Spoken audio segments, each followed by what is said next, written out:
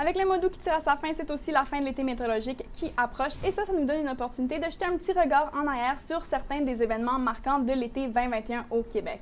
Donc d'abord, le mois de juillet, on se souvient à l'échelle mondiale a été assez chaud. C'était d'ailleurs le mois le plus chaud jamais enregistré. Et bien au Québec, on a eu droit à la fraîcheur avec l'ensemble de la province qui enregistrait une anomalie de température négative, donc des températures sous les normales.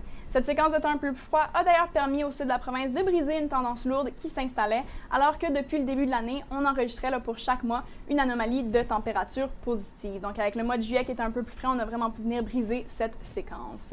La chaleur n'a tout de même pas manqué à l'appel au courant de l'été. En effet, plusieurs secteurs du Québec ont enregistré un nombre de journées avec des humidex de 40 et plus importants. Si on regarde d'ailleurs le secteur de Gatineau a enregistré jusqu'à présent 9 journées avec des humidex au-dessus de 40, alors que la moyenne annuelle est d'environ 3 journées.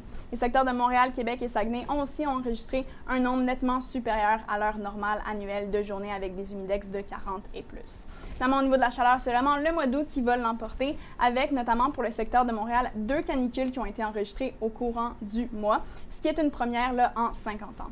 La région de Gatineau va aussi enregistrer 2 canicules au courant du mois d'août. Cependant, c'est un phénomène qui est un petit peu plus commun puisque c'est arrivé déjà 6 fois dans les 50 dernières années.